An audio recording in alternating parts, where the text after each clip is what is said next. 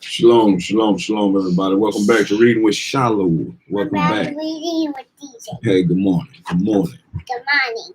We're here for the next edition, chapter 7 and chapter 8 of Barak and Deborah United. Barak and Deborah United. It's been getting pretty good. But we're going to keep going. We're going to keep pushing right on in. Come on, man, so we can read. Barak and Deborah United, Love, Freedom, and Spirituality by Mary L. Windsor and Dr. Rudolph R. Windsor. All right. Let's read. Chapter 7. Chapter 7. Watch back. Chapter 7. I'm a little tired. That's good. As Barak led his mountain fighters through the hills of Zebulun, a personal conversation developed between him and his next in command, Captain Enoch. General, you seem to be deep in thought, observed Captain Enoch, a competent yellow-skinned officer with curly black hair. Deep in thought, repeated Barak. Yes, I have been watching you for the last 3 days. Your body is here with us, but your mind has flown away like an eagle to some distant land. Would you be willing, distant land? Would you be willing to confide in your humble servant and reveal to me what weighs heavily on your mind? Barak hesitated.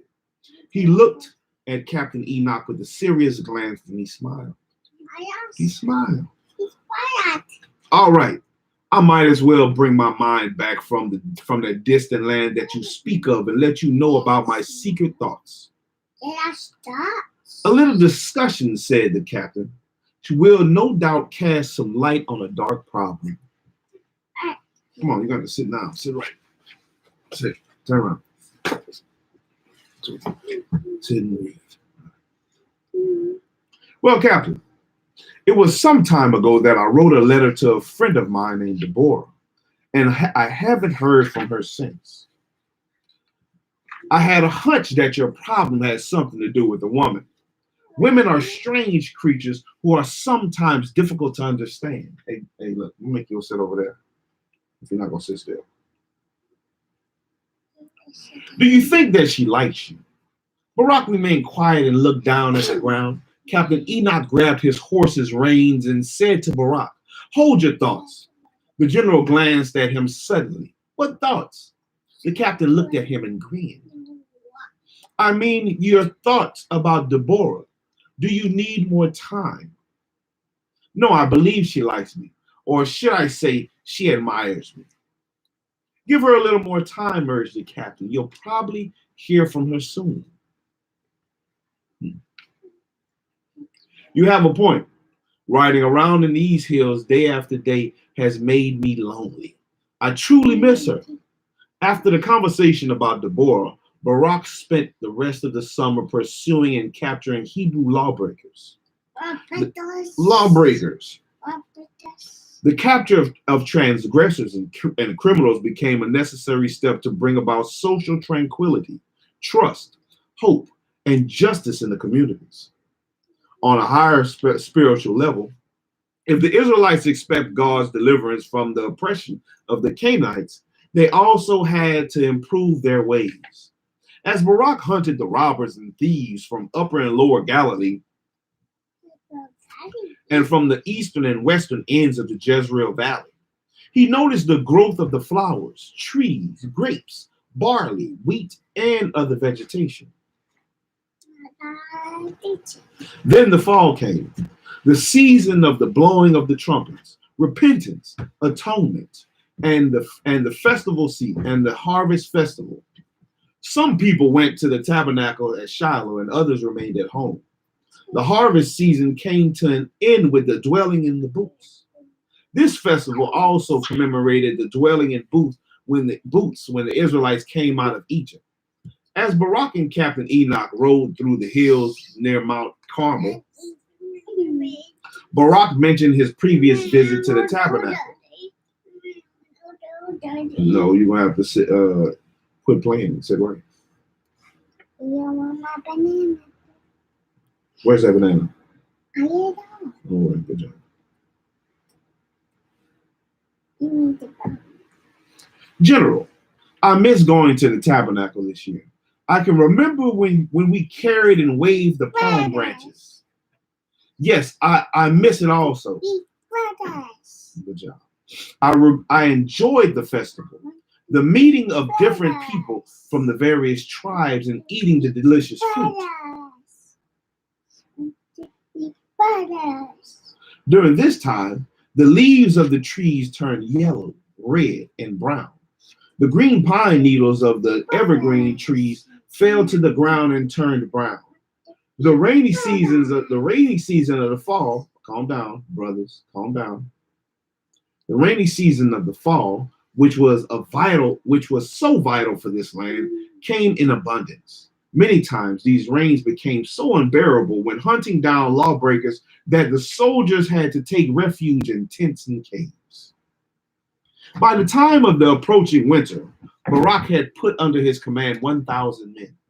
He divided these men into 4 companies and appointed a captain over each of them. This conscription of men was very essential because of the increased confrontation with the Canaanites and hunting the lawbreakers. The Canaanites. Until now, Barak had never commanded a 1,000-man militia. He thought about how his army was increasing and that all-out war with General Sisera was unavoidable. Because King Jabin and Sisera imposed heavier taxes on the Hebrews, because their soldiers molested some of the Hebrew women, because the Hebrews could not use the open roads for traveling, because the Canaanites put more Hebrews into hard labor camps, Barak concluded that he had enough of Sisera. He knew that Sisera. He knew that this situation could not remain the same for long.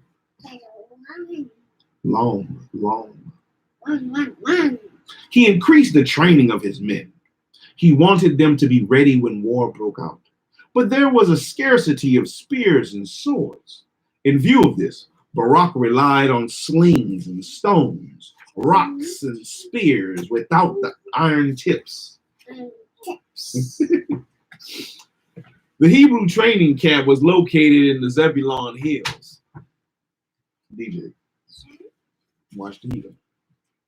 At this time, the number of new recruits had increased in size, and General Barak designated Captain David to be the training officer.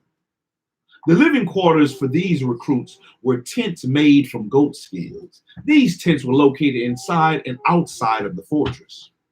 One day, when Captain David was training his new recruits, General Barak came out of his tent to watch their performance. The soldiers drew images of men on white cloth with burned charcoal and attached this cloth to crude wooden frames to make targets for practice. Then they fastened the targets to the various trees and posts. Also, they had moving targets attached to ropes like a clothesline. The rope extended from one tree to another, or from one post to the other, pulled by a soldier. After the soldiers practiced with their spears and swords for a while, Barak came over to Captain David and remarked, "The men are performing much better today." Much better today. It's all over your mind.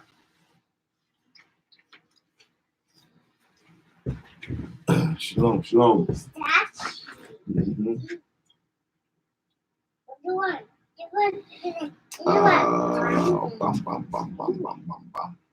Yes, they are, General Barak. Ooh. I'm glad that you see the improvement.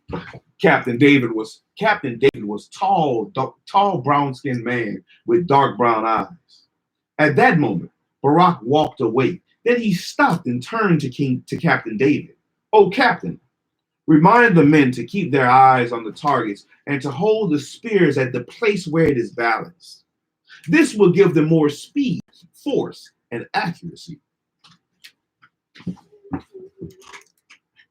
One day, as Barak was leading his men through the hills of Zebulun, just north of the Jezreel Valley, a messenger on horseback arrived. "Where is General Barak?" the young man asked. "I have a letter for him." "Who sent it?" inquired Captain Enoch. "The letter is from from Deborah Lapidoth." "I am here," answered Barak anxiously, as he nudged his horse Laban over to the young man to receive the letter. Barak opened the pouch, unrolled the letter, and began to read. He began to read.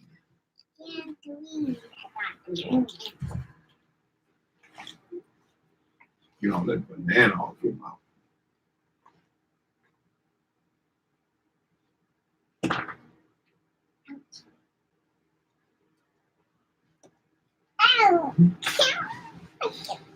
All right. He began to read. "Peace be to you, Barak. I received your letter and you informed me that you were wounded. I hope that you have fully recovered. Your good health means so much to our nation and us. I was grieved to hear about the loss of three of your men. I realize that war is so terrible, but sometimes it is necessary for the greater good that will result. So much for that, and I'll move on. Now, no doubt, you have heard about the Hebrew robbers in your area. They have been raiding and stealing cattle, sheep, and goats, and selling them to the Canaanites. Your task is, should you accept it, is for you to catch these transgressors as soon as possible and bring them to justice. Keep your arm strong against all transgressors. It is your mighty arm and soldiers that make the law legal. Without the enforcement of law, the law has no weight. Without the enforcement of the law has no weight.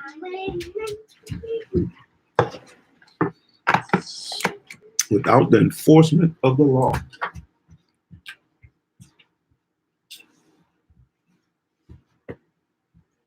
The law has no weight.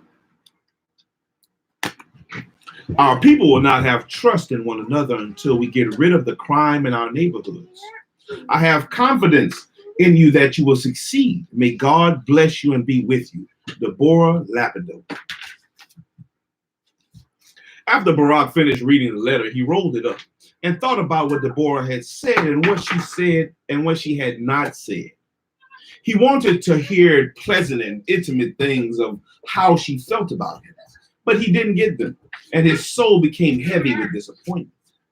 The weather was cloudy and chilly all around him, and he felt gloomy overtaking him.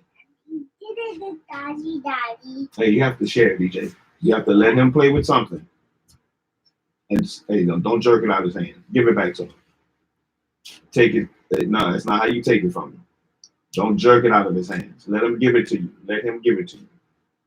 Give it to him. Man. Don't jerk it out of his hands. That's right. Don't jerk it down on him. But if you don't want it, you're not going to get it. Don't come back and get it. Yeah, don't back and get it. Be quiet. I don't need you to talk.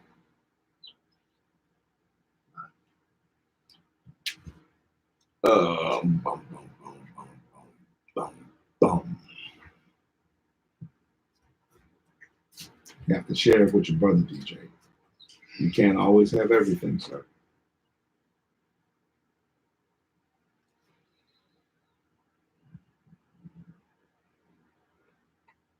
The weather was cloudy and chilly all around him, and he felt gloom overtaking him. Nevertheless, he pressed on trying to find the thieves which Deborah had mentioned. Barak had been looking for these robbers for more than a month without any success. After searching all day for the thieves, Barak decided to pitch camp for the night. He noticed that his men were showing signs of weariness due to the cold rain. His camp was not far from the city of Shimron, near the foot of one of the hills. He stationed guards at strategic points. He ate supper he had a briefing with his first officer, Captain Enoch. The captain was about 43 years of age with green eyes. He had been with Barak about 10 years, and he was a loving husband and father. Say it louder. Let's go. Excuse me right quick.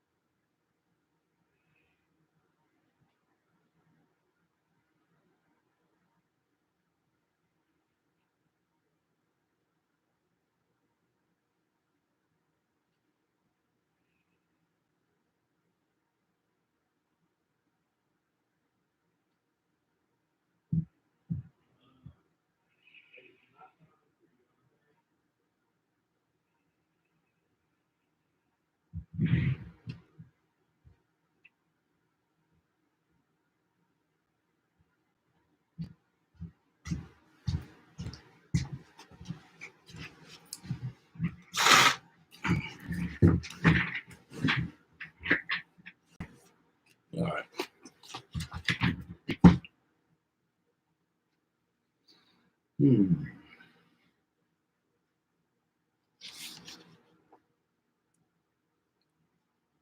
The captain was about 43 years of age with green eyes. He had been with Barak for about 10 years, and he was a loving husband and father.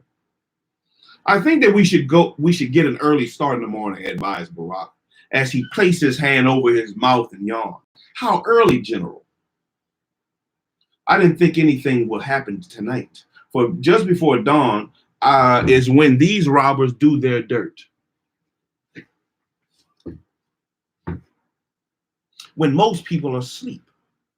I agree, General. By the way, before the messenger departed, he mentioned the name Deborah.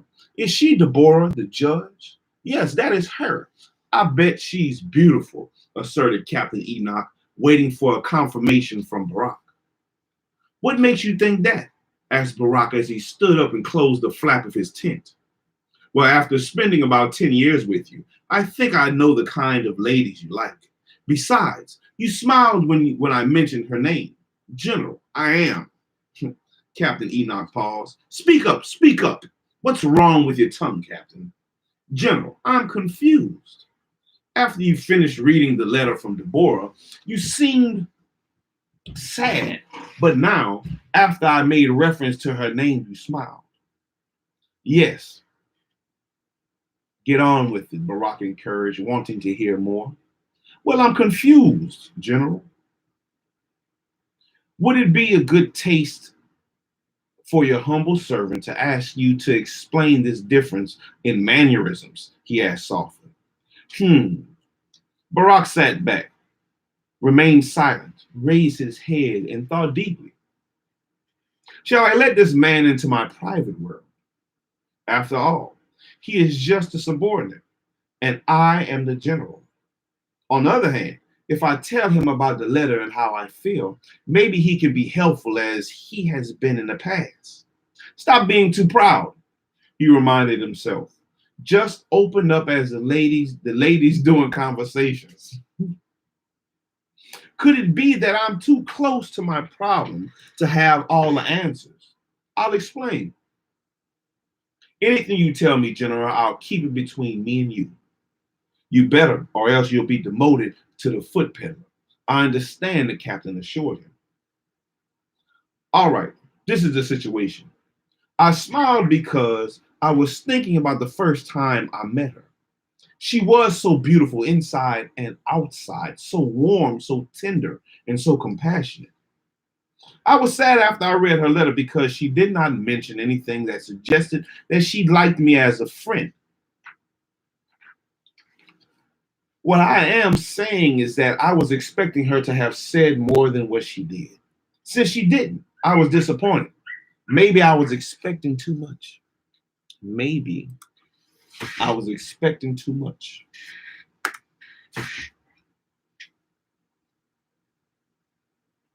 Perhaps. May I see the letter? He asked softly. Barak hesitated and gave him the letter. After reading it, the captain said, I understand what you mean. There are a couple of subtle things I see about the letter. Oh, I should have known you would pick it to pieces like a shepherd shearing the wool from the sheep, commented Barak. The captain smiled and continued. The fact that she wrote to you, I think this indicates that she is interested. She didn't have to write to you. Not really. Probably knew about them before she did. Most of these events take place in our territory, and we know about them before the rest of the country. I really believe wholeheartedly in what you are saying, don't you, Captain? Yes, I do. Secondly, she mentioned that your good health means so much to our nation and us. Deborah could have ended that sentence with our nation, but she chose to conclude it with the words and us. I truly believe that she wanted to say and me. Other words, the sentence should have read, your good health means so much to our nation and me. Captain, you give a very convincing argument. Barak complimented him as he held his head up high and smiled. For some reason, I felt that Deborah was uncomfortable to express her true feelings. In general, when you see her again, this is something you might want to explore with her. I think I'll do just that. Well, Captain, this discussion has been very revealing. Now let's go over and join the men at the campfire. Barak and the captain, while closer to the fire, they could feel its warmth because the wind blew the heat in their direction. Approaching the campfire, Barak stepped on a small dried branch which cracked, and the sound alerted the men that they were coming. When the men turned around and saw Barak and the captain, they started to stand up, but the captain stopped them. As you were, men, continue to tell your jokes and riddles. We just finished, Captain.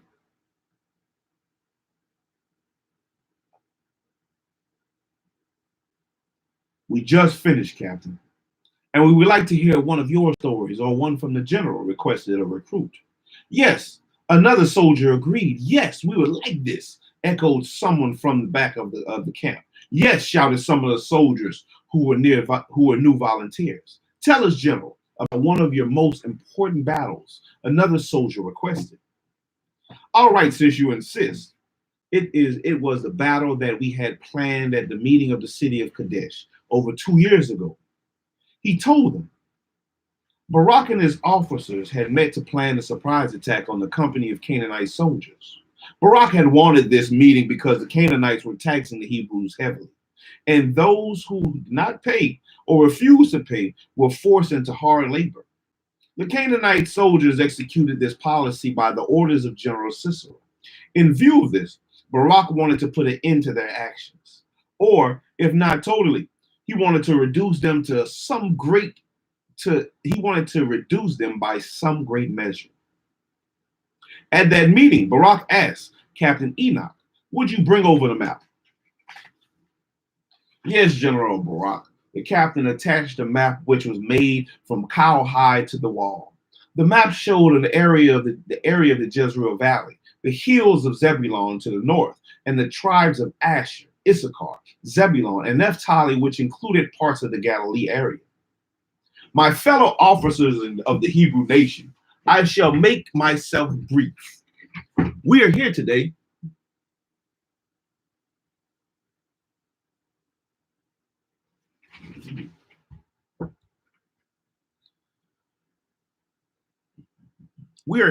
to discuss ways of how we can attack larger Canaanite patrols. In the past, we attacked only smaller units of 30 to 50 soldiers.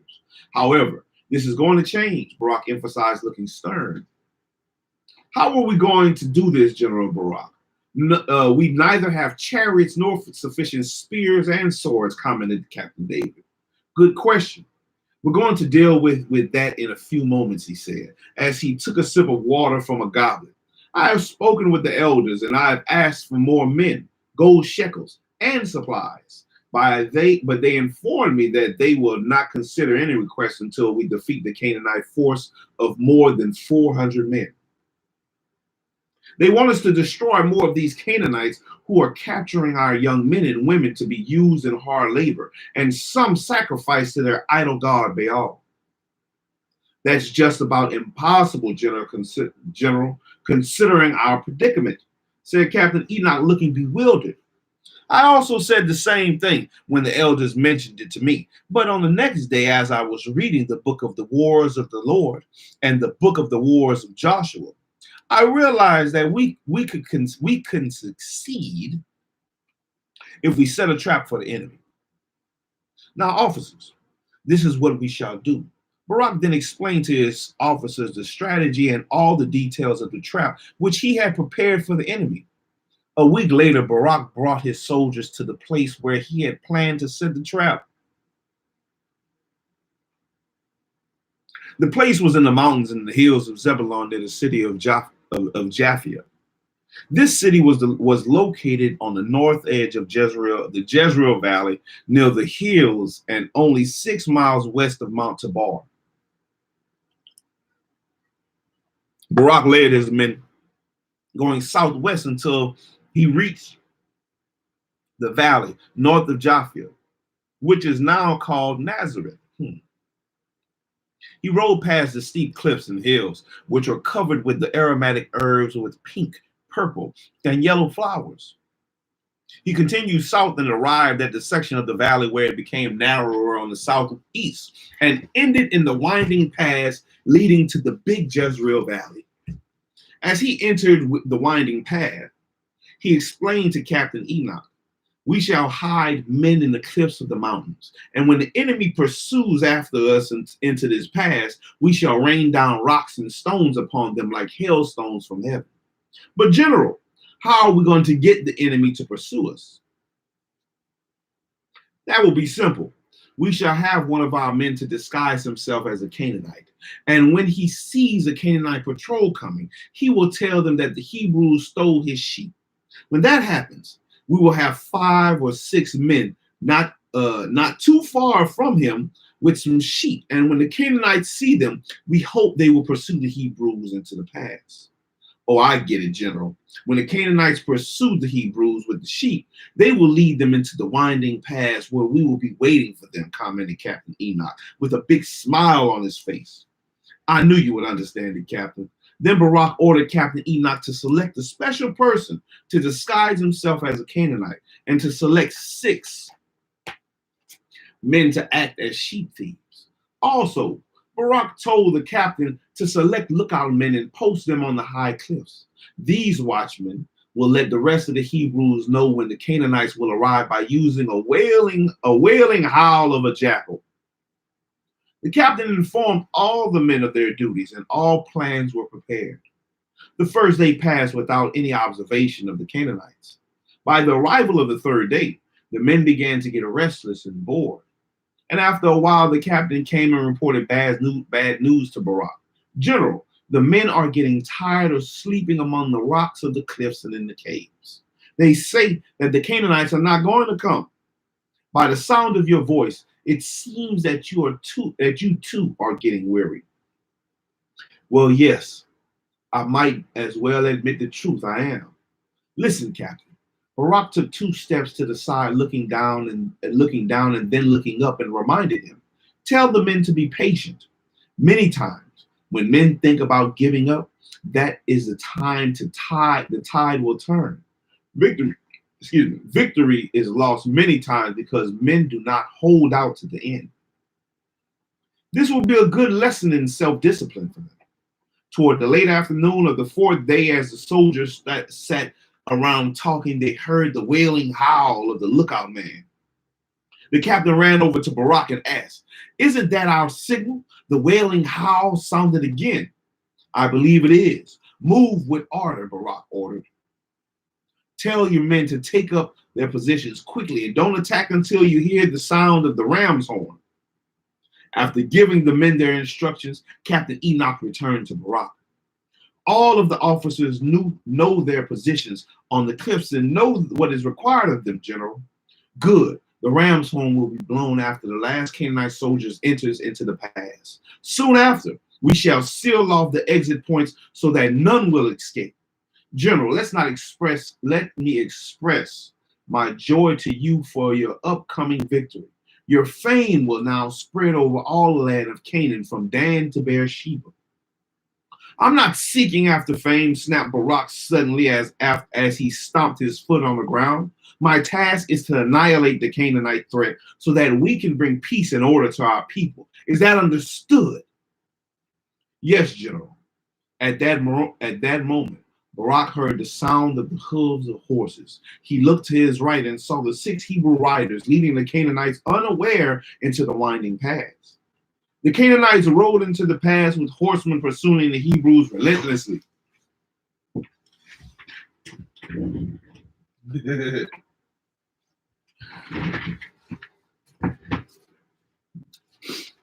Bum, bum, bum, bum, bum. At that moment, Barak heard the sound of the hooves and the horses. He looked to his right and saw the 6 Hebrew riders leading the Canaanites unaware into the winding pass. The Canaanites rode into the pass with the horsemen, pursuing the Hebrews relentlessly. After the last Canaanite horseman rode into the pass, Barak gave the orders to blow the ram's horn.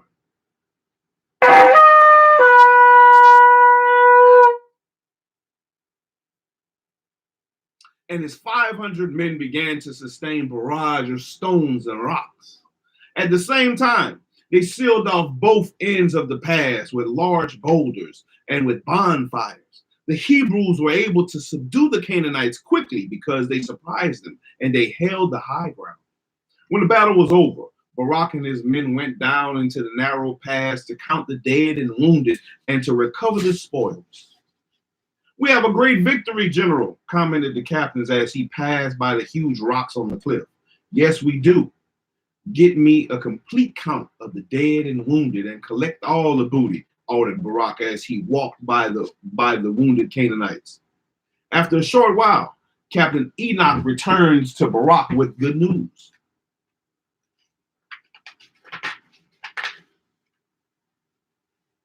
General, we counted 564 Canaanites. This number includes the dead and the wounded. We have more than exceeded our goal. Well done, Captain. Is there anything else?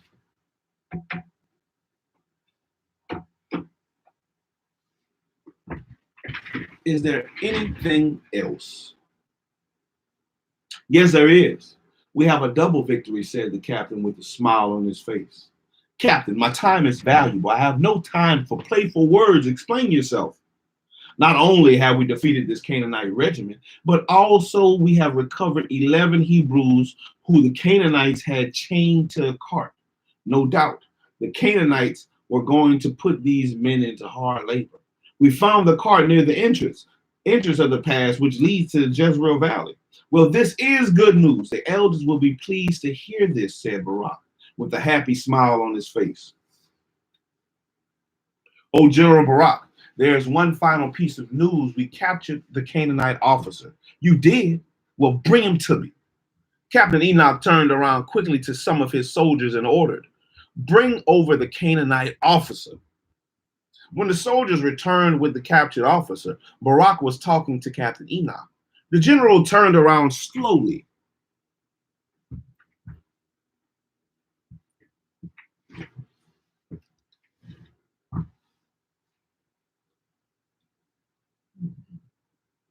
Excuse me.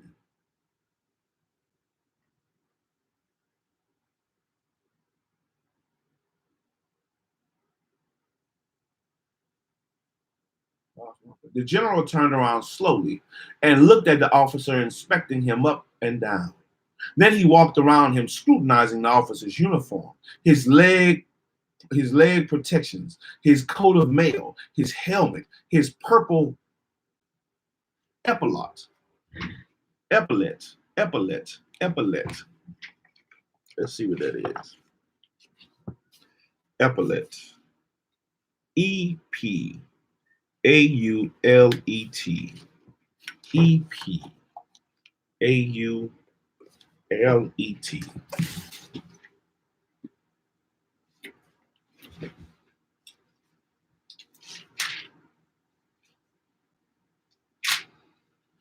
E-P-A-U.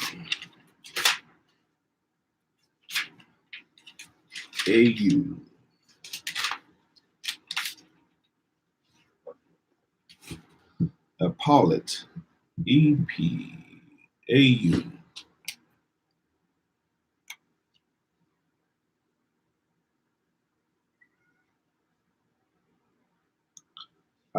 Apollet. Apollet. Apollet. Appealet. Apollet. Epaulet.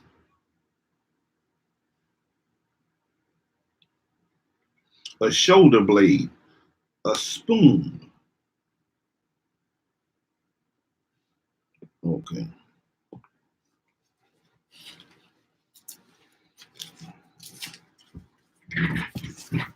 Shoulder blade first. Let's see. Them little things he got on his shoulder.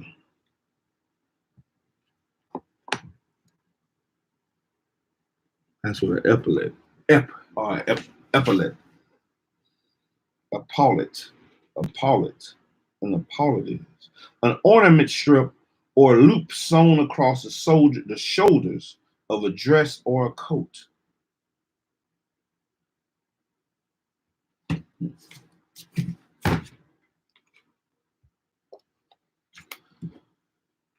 The symbol of his authority. He was dark brown and about the same height as Barak. Completing his inspection, the general remarked, "Soldiers of the Hebrew tribes, do you see what we have here?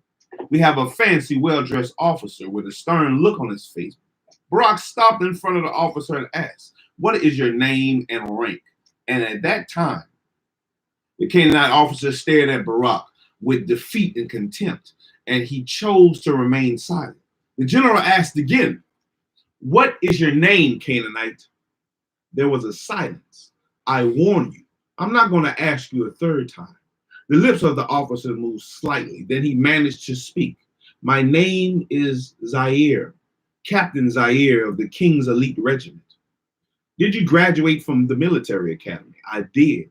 "Did they teach you that you don't dispatch your soldiers into a narrow pass unless you check it out first?" Zaire made no attempt to speak.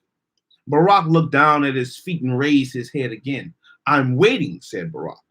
Still, there was no answer. At that moment, Captain Enoch suggested, "Let's tie him down to the ground with 4 stakes on the top of that of an anthill. Ooh, ooh. And that will loosen his tongue." Barak agreed and told the captain to proceed. After this, the Canaanite officer spoke up suddenly. "Wait, I'll talk." "Yes, they instructed us at the academy to be careful about bringing our soldiers into a narrow pass." "So why did you do it?" asked Barak, looking into his eyes curiously. "Well, the Canaanite hesitated and looked up in deep thought. "Go on," prompted Barak. "We were just simple shepherds living in the mountains." You were just simple shepherds living in the mountains. "I see. You fail to remember that leopards live in these mountains, and you have to watch out for them. You made a stupid mistake, and you have the nerve to call yourselves the King's Elite Regiment."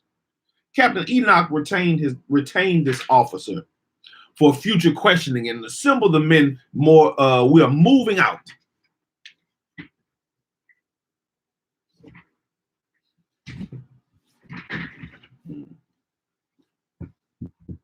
"Yes, General."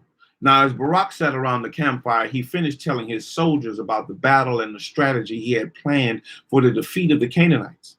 Moreover, this victory gave the soldiers more confidence in their general. After Barak finished relating his story, one of the squad leaders named Isaac spoke. "We thank you, General, for explaining to us your well-planned attacks on the Canaanites. It was very exciting and ingenious." "You're welcome," said Barak. "If it is all right with the general, I would like to take the liberty to request that Captain Enoch entertain us with some of his rare jokes," Isaac requested. Captain Enoch has my consent if he feels so pleased to amuse you. I agree, General. Since the men have been bored with nothing to do, added the captain, now I want you to be aware that most of you have heard my best jokes, so the ones I tell you now may lack that powerful punch. The squad leader Isaac spoke again. It is my feeling that the men will be pleased to hear anything you have to share with them. Captain Enoch sat down on a rock near the campfire and looked very deep in thought. Slowly he raised his head. I shall begin with one of our remote ancestors. When Adam was in the Garden of Eden, he asked his wife, "Do you truly love me?" Eve, there's nothing else. Excuse me, there is nobody else. At that time, the soldiers laughed with joy, and one of the men fell off the rock laughing. After Captain Enoch told 9 more jokes, General Barak said to him, "We have time for only 2 more, and make these your best jokes, Captain." "I'll do my best, General." The captain then remained silent, looked up at the multitude of stars and thought. He smiled and began. This joke is a conversation between Abel and Nahar in the city of Gilgal. Abel, wow, do you see that pretty lady over there, Nahar? Yes, I see her, and she has one more thing that will certainly knock your eyes out.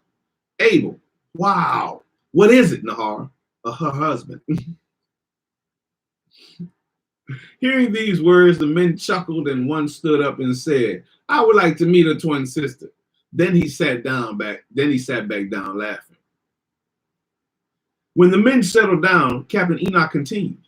A grandson wanted to buy a gift for his grandmother as a New Year's present. He decided to purchase a pretty parrot that could whistle special songs for a woman who lived by herself. He paid a lot of money for the parrot, and he had it delivered to our house in the city of Ramah. 3 days later, he stopped by our house. "Grandma, how do you like the gift?" "Grandmother, delicious," she answered. After hearing that last joke, some soldiers said with surprise, "Oh no, she didn't." And the rest of the soldiers just smiled. Barak rose to his feet and remarked, "Let's give Captain Enoch a hand. Well done, Captain," he said, patting him on the back. "Thank you, General. It was a pleasure. Now, before you go to sleep for the night, men, I want to discuss some ideas with you concerning how to be good fathers. Elder Ariel, the chief elder of the Supreme Court in Shilo, asked me to have this discussion with you. I shall talk about sex, love, marriage, and fatherhood."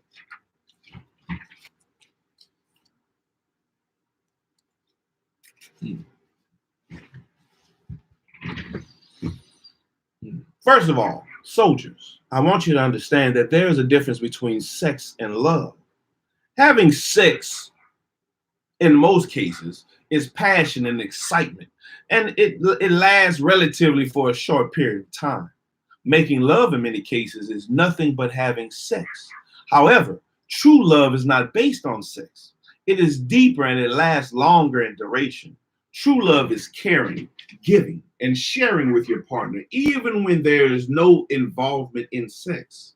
Another point, you should not get married unless you are in love with your spouse. If you are not in love, you will bring misery to yourself and to your wife, and this will affect the behavior of your children. In short, make the right choices in life.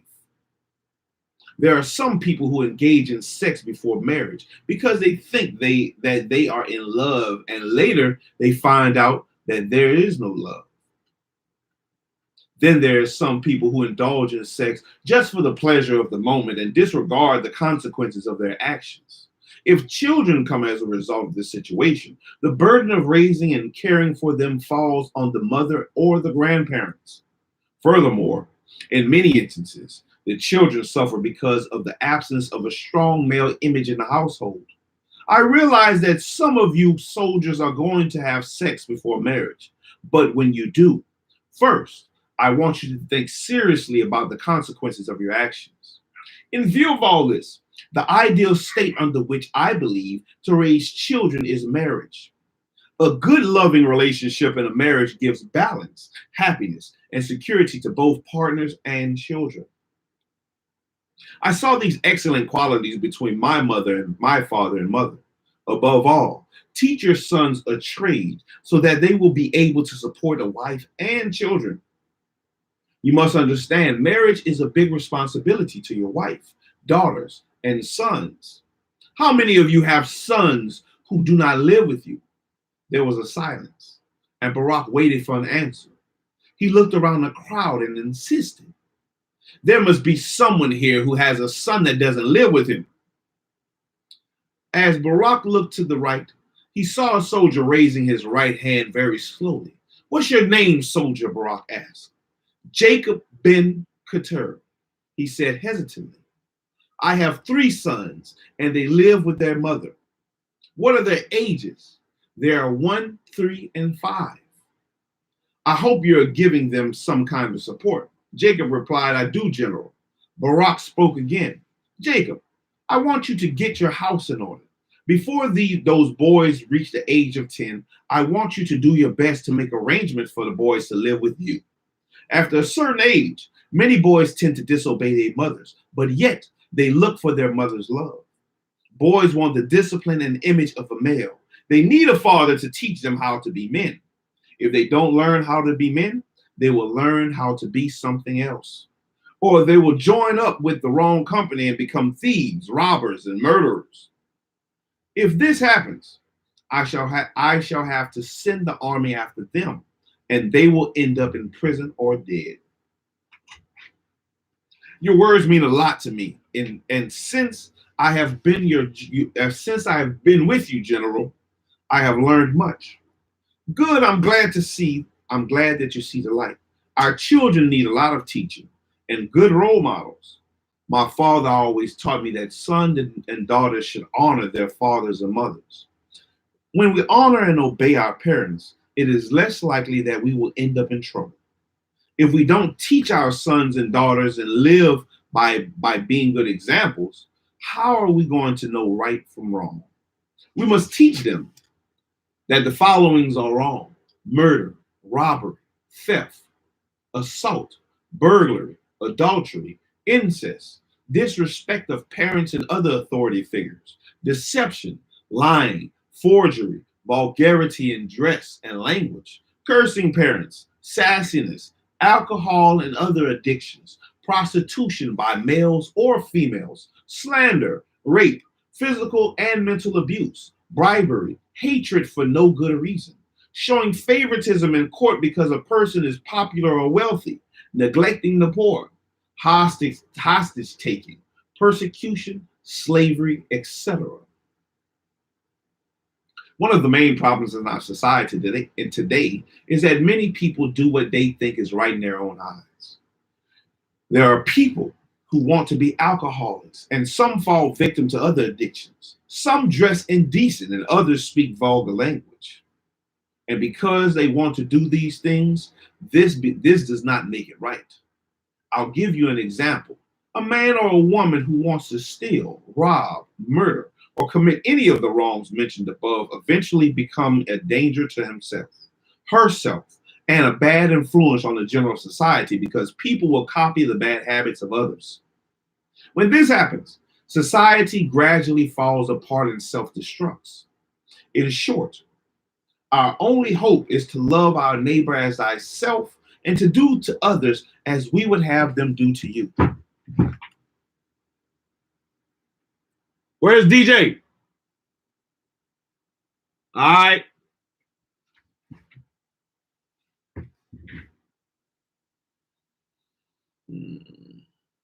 When the sons see their fathers performing their duties in the home, the sons can also learn by example.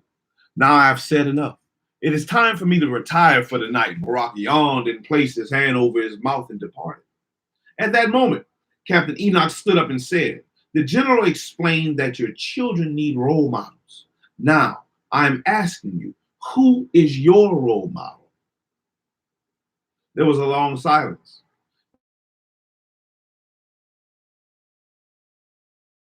and had a look on his face as though he was expecting a reply, but none came. Then far back in a crowd of soldiers, he heard a soft voice utter a single word, Barak.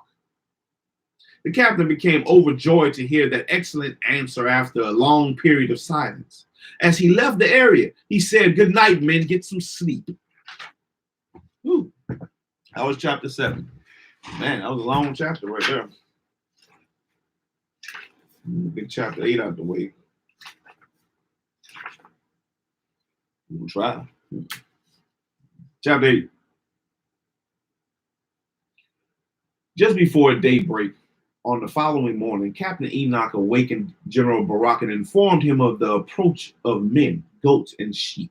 Barak immediately jumped to his feet and asked him, "How many are out there?" "We don't know, General." "Put all standard orders into action. Treat them as the enemy until we know otherwise." "I'll be out in a few moments," Barak ordered, as he put on his sandals, vest-like garment, and adjusted his pantaloons and girdle belt. As he walked outside of his tent, he fastened his sheet to his belt and went over to the 5'5" boulders where the captain was standing with some of his men. "General, I think we have found what we have been looking for. The robbers," declared the captain as he gazed over the boulder into the dimness of the dawn. "Are you sure?" "There is one way to find out. Get your men ready to move on the moment's notice and report back to me." "Yes, General." After the soldiers were assembled and ready for action, the captain returned to the general. "Captain, order your men to blow the ram's horn. If the men remain with the flock, this probably means that they are honest men. If they run and leave the flock, this probably means that they are the thieves that in case assign some of the soldiers to gather up the flock."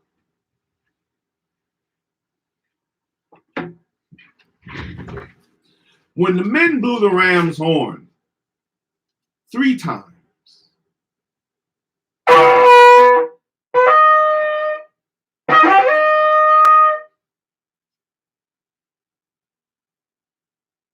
the suspect thieves ran away on their horses, donkeys, and camels towards the Jezreel Valley.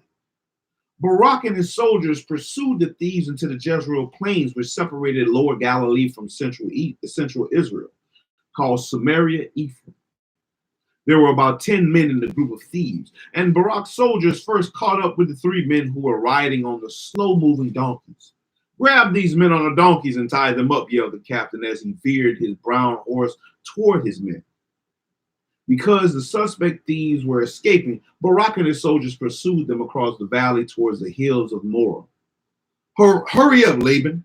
We don't want to lose those men," he urged his horse as he leaned over his long white mane. Barak looked back and saw Captain Enoch coming up on his rear. The thieves were no longer in sight.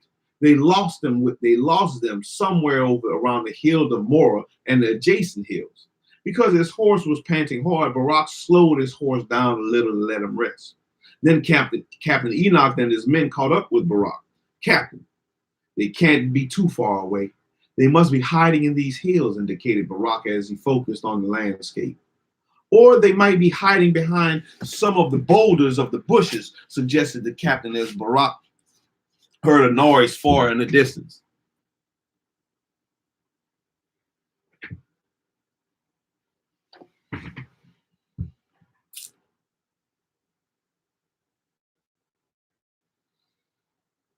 "And I'll go to the left. Let's search every foot of this hill thoroughly. I don't want these villains to get away." "Yes, General." Both companies of Captain Enoch and Barak searched on and around the hill of Morah and the nearby area, and they met in the southeastern spur of this group of hills. And they met at the southeastern spur of this group of hills. "Captain, did your men see anyone?" "No, General. We searched every hill and all through the bushes and nothing. I don't understand where they could have disappeared," he said, looking at the orange sun rising in the east. Momentarily, Barak looked disappointed. He wanted these thieves caught to help bring more trust and hope among the people. Also, he had to admit to himself that he had another reason to bring these men into justice. If he apprehends these men, it would make him look good in the eyesight of Deborah. As he sat on his horse, he wondered which direction they could have gone, reflecting and remaining calm. He knew that he could not waste any more time. If he did, the thieves would get away. Realizing that he had to make a decision right away, he turned to his officers. General, you look like you have gotten a revelation, commented one of his junior officers. I have, Barak said enthusiastically. I don't think that the men went southwest toward Megiddo. If they had, we would have seen them. I believe that they fled toward Mount Gilboa and to the southeast. We could see them if their escape. We couldn't see them in their escape because the hills of Morah was blocking our view. However, there are two reasons to back up my contention that they went to Gilboa. One, there's plenty of water at the spring of Herod. And second, they can easily hide among the multitude of trees. That makes sense, the captain remarked. Captain, assemble the men. Assemble the men and let's make a fast run to Gilboa. General, the men haven't eaten yet. Then they will have to nibble on bread as they ride. We can't afford to lose these scoundrels, Barak said as he sped away. The mountain range of Gilboa was about 6 miles from where they were. They rode their horses at a rapid speed in the two-column formation. As they approached the mountain range of Gilboa, they stopped about 50 cubits from the foot of the mountain, where the spring of Herod was located. This spring was situated near the northwest part of the mountain range. Barak took a hard look at the ground near the spring and to ascertain if the thieves were drinking there or hiding among the nearby evergreen trees. He quickly concluded what he must do.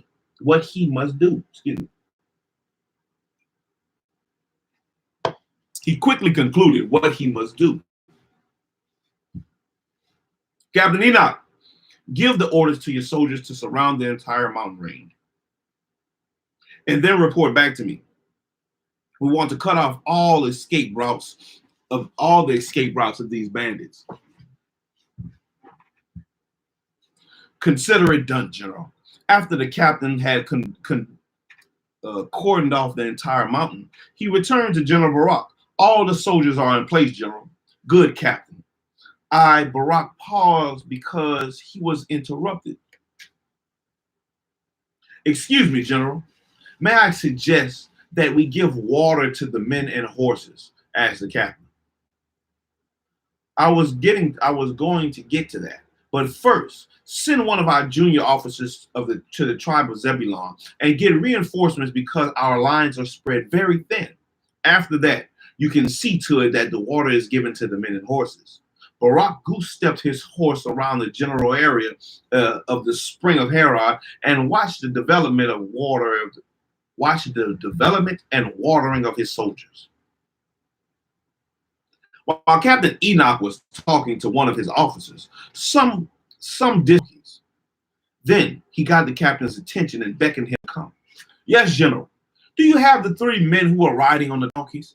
Yes, General. Bring them to me. I want to question them. The captain's soldiers brought over the 3 men, and they seemed to have a guilty look on their faces. In addition, their hands were tied behind their backs. What are your names? Asked Barak, looking at them sternly. The men slowly raised their heads and muttered, Dan, Aaron, Benjamin, where are you from? Asked the captain. We are from the tribe of Asher, answered the older-looking man. Where were you going before we stopped you? Barak asked. To the valley, uttered one of them. Yes, that's right. To graze the sheep in the valley, answered the second man. At that moment, Barak sensed that they were just trying to make up lies as they mumbled. Huh? Yeah, I can't hear you. You got to speak up, man. You got to go pee. Excuse me. Excuse me.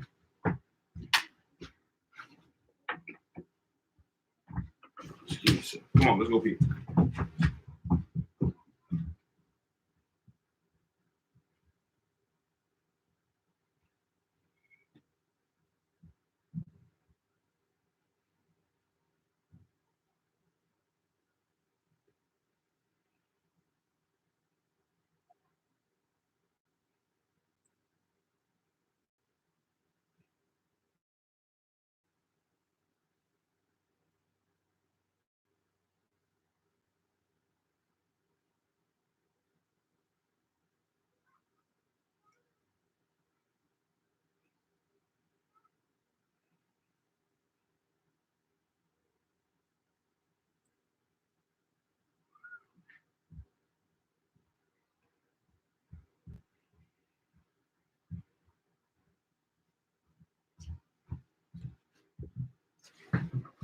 My bad.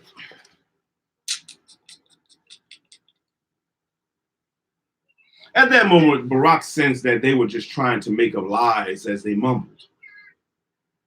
Why did you run off when you heard the sound of the ram's horn? Inquired Barak, watching their every reaction.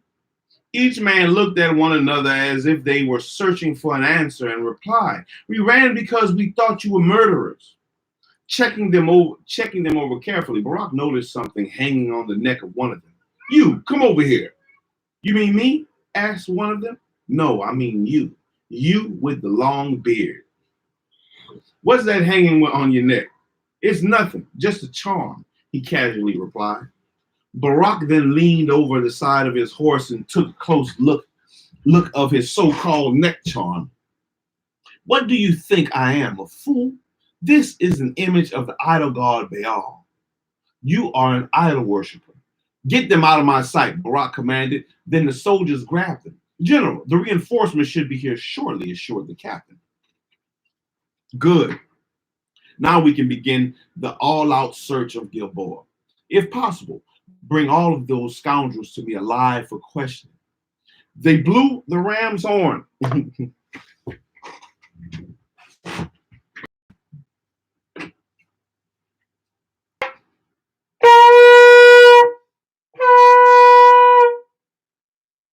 They blew the ram's horn, and the search of the entire mountain range began in earnest.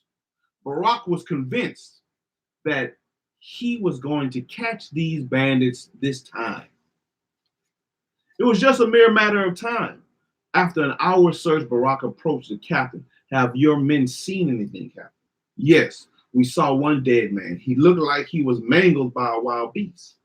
"I wouldn't be surprised. Bears and lions have been seen in these parts. Press on with your search and tell the men to be careful." "Yes, General. Oh, by the way, tell your men that if they come upon the cave, do not go in. First, set fire inside the opening of the cave and smoke out whatever is in there." "Yes, General." After an hour, the reinforcements of 500 men arrived under the command of Captain David. "I came as quickly as I could, General. What is the situation here?" he asked. "We have about 7 bandits trapped in these hills. The entire area is surrounded by our soldiers, and they are searching for them right now."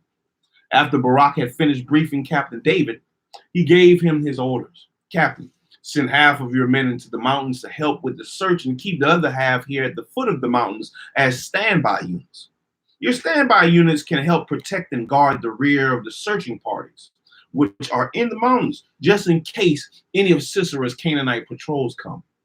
As Barak watched the sweeping search operation on the mountain, he thought of what Deborah stressed in regards to capturing criminals. Their capture was necessary to bring more trust, love, and unity among the Hebrew tribes. The army was needed to achieve this objective because the local law enforcement had broken down and the Canaanite and Philistine danger was evident everywhere. "Hey, get out of there. Go to the park. Get out of there. Go play at the park. You can either play at the park or you can come back in the house."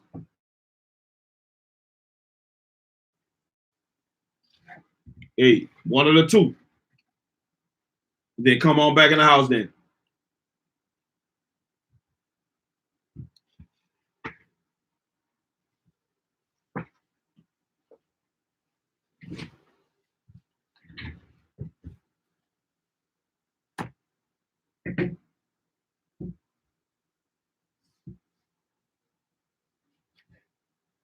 "Come on in the house."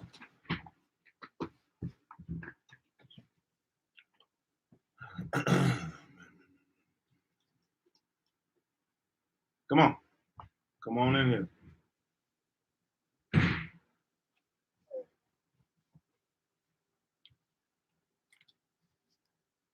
You gonna blow it?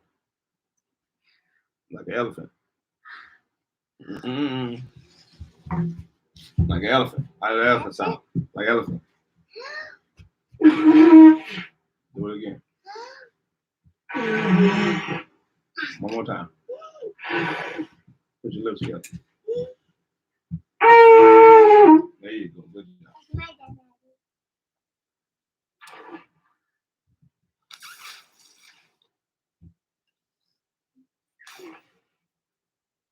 Like an elephant.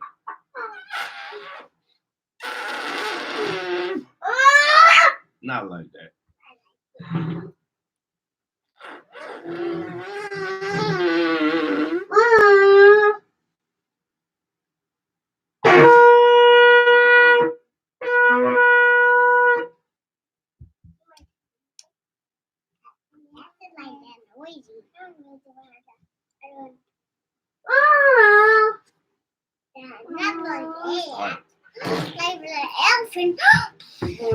Like that. That's like Daddy, like that. I'm playing the elephant.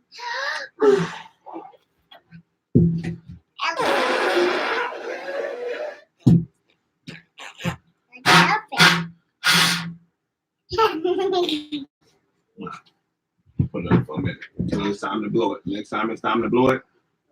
When the general tells them to blow the ram's horn, we'll blow the horn. My pants.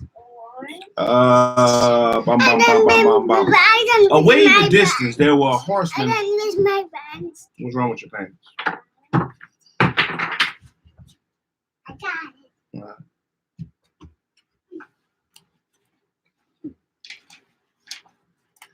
it.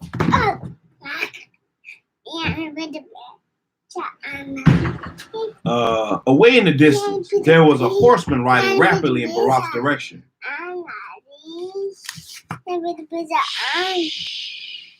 As he approached closer, Barak could see that it is Captain Enoch. The captain came to a sudden halt, and Barak knew that something was wrong.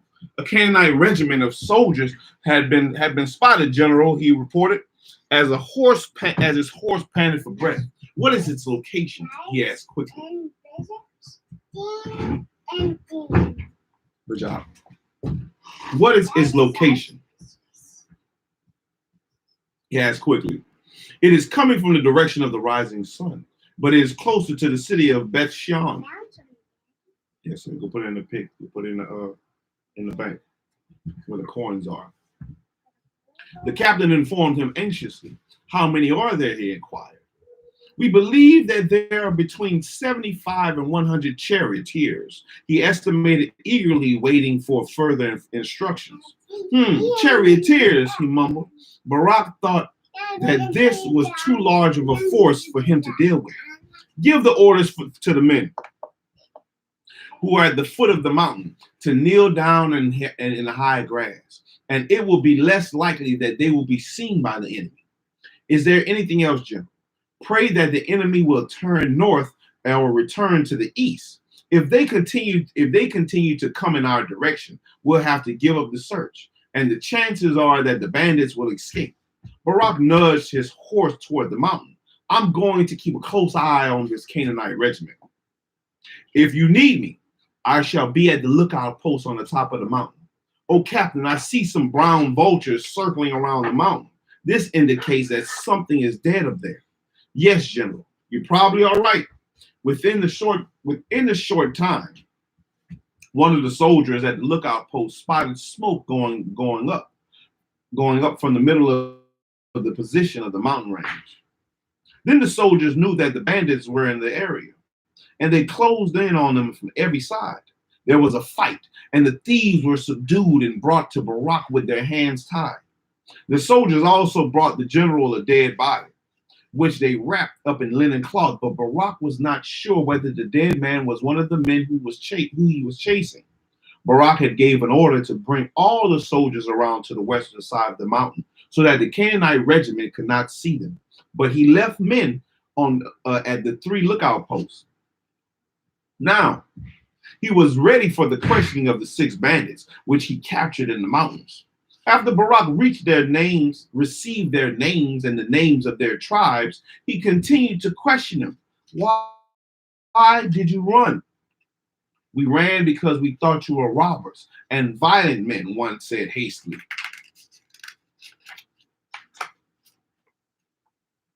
It's an old saying that a guilty man flees when no man pursues him, said Barak. And he fled like wild geese before we pursued you. As Barak was questioning the suspects, he was glad that he had good news to report to the Supreme Court in Shilo and to Deborah. Then he continued his questioning. How many men are you? How many men are you? There are 11 of us, said one man who acted as spokesman for the group. He was about 40 years old and over 6 feet tall. Get up here and get him up.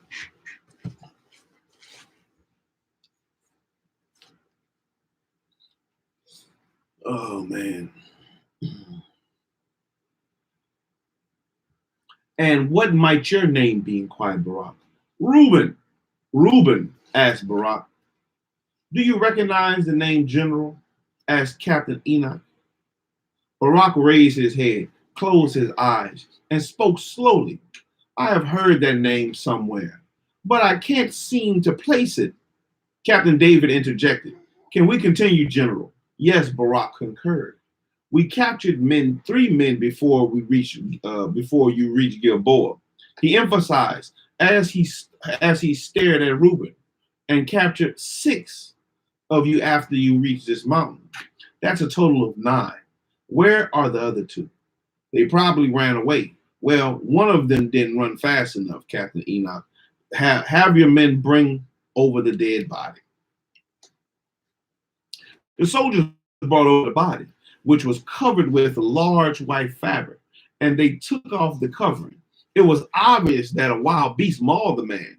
His neck had teeth marks on it. His stomach was torn open. Do you recognize this man? Asked Barak as he rubbed the neck of his horse. Yes, I do. Cover him up. That's a nasty wound, Reuben snapped as he turned his head away with a horrified look. Well, we'll need to notify his kinfolks. What's his name? Inquired Captain Enoch. Nathan, answered the spokesman. Was he a Hebrew? Inquired Barak. Yes, he was from the Asherite tribe. Hold on, my man, stop. Well, that accounts for 10 men. But you said there were 11. What happened to the 11th man? He reached Gilboa before the rest of us. When we arrived here, we never saw him again. So he must have escaped. Evidently, he had the fastest horse. What was his nationality? Barak probed, searching for all the information he could get. It is interesting that you asked before that man. It is interesting that you asked, because that man was a Canaanite. Canaanite, Barak asked with astonishment as he looked at Captain Enoch. I suppose you wouldn't know what city he was from, would you? His name, some name that sounds like Hazier or Hazer, he said with uncertainty. Could it have been Hazar? Asked Barak. Yes, that's it. That's Hazar. Barak became very perturbed when he learned that one of the escapees was the Canaanite, and possibly from the city of Hazar, the city of Jabin, king of the Canaanites, and his general Sisera. Barak remembered that after Joshua destroyed the city of Hazar, the survivors fled to the region southeast of Mount Carmel and established a new city called Harosheth Hagoyim. Harosheth Hagoyim. Shortly thereafter, he acquired the nickname Hazar. Also, the king of this city called themselves by the name Jabin. Boy.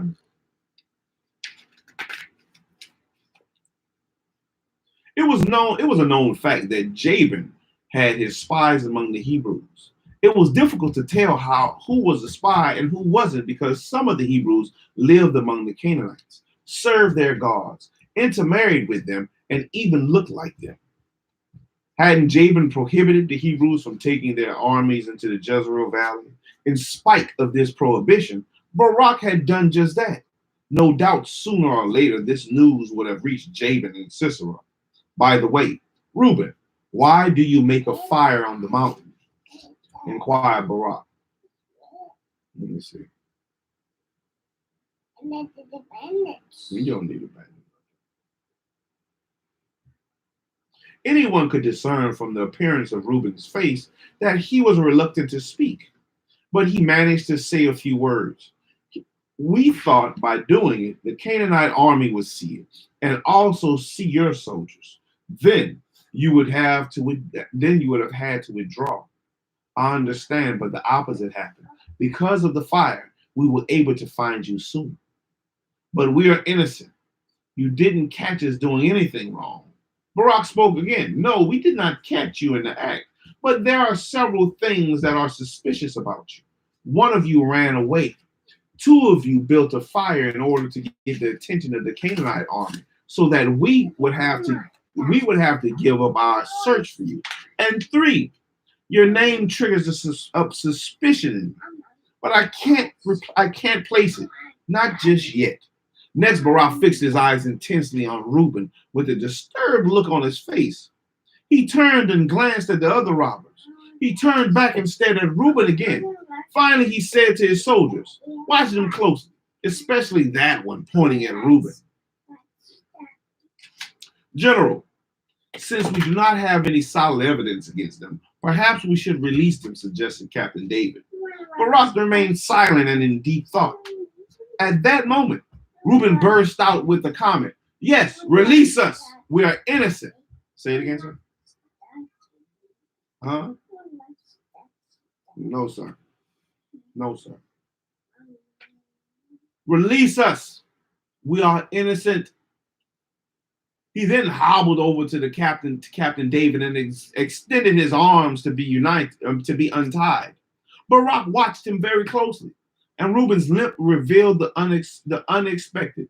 Wait, not so fast. You are not free just yet. Not free, repeated Reuben, as he turned halfway around toward Barak. That's what I said. Aha, now I know where I heard your name. Barak recalled dismounting from his horse. One of the Levites, an elder, Ariel, heard the name Reuben mentioned during the robbery at the tabernacle. That don't prove anything, retorted Reuben. There are lots of men who have the name Reuben. Yes, that is true, Barak reminded him, shaking his finger at him. The elder of the tabernacle said that the one of the robbers with the name Reuben walked with a limp, and this description fits you. Barak emphasized, pointing his finger at him. You have no real proof. Your words aren't worth cow's dung. Your words aren't worth cow's dung. What kind of general are you? Asked Reuben with perspiration running down the side of his face. I am the general that is smart enough to catch a dirty snake like you. Barak smirked and faced Captain Enoch. These men are under arrest. Hold them to stand trial before the council of the 70 judges at Shilo. Suddenly, Reuben turned and swung at Barak with both of his hands tied and shouted, I'll get you for this, you nitwit. Barak saw the punch coming. He immediately blocked it and struck Reuben in the jaw with a powerful blow. This knocked him down backwards, and two of his soldiers grabbed him. Barak gazed at Reuben with an angry look. That was a stupid mistake you just made. Get him out of my sight. Sensing that the situation was under control, Captain David asked, General, is there any further orders from you? Yes. I would like you to deliver the dead body to its nearest kin so that it can be burned before sundown. Speaking of burials, General, why do we bury before sundown? Asked Captain David. I thought you knew, interrupted Captain Enoch. It is our law to bury as soon as possible to show respect to the dead. Furthermore, I will add, some of our sages and elders teach us that as long as the body is not buried, the soul is not at peace because it yearns to go back into the body. Oh, that's interesting, remarked the captain as he saluted and departed. Captain Enoch, am I going to take a 7-day leave of absence? My bad. Captain Enoch, I am going to take a 7-day leave of absence. I'll be 2 days to my estate and 1 day visiting Deborah. On that same day, Barak sent a messenger with a letter to Deborah informing her that he would be arriving in a few days.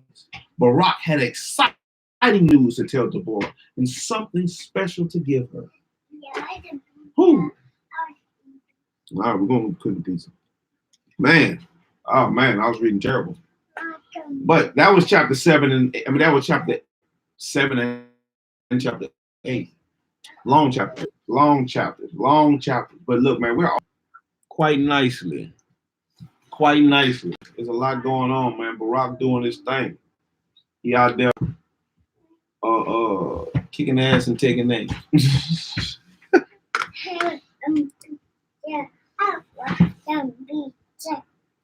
Is that how you ask? Can I have some pizza, please? I had some pizza, Daddy. Yes, sir. After I come. But yeah, we'll keep going. We'll keep pushing. To get through it. We're like almost 2 chapters. 2 chapters a day. Get yourself down. This book has 25 chapters. 25 chapters. Yeah, you pinch my face, man. I'll bite that finger.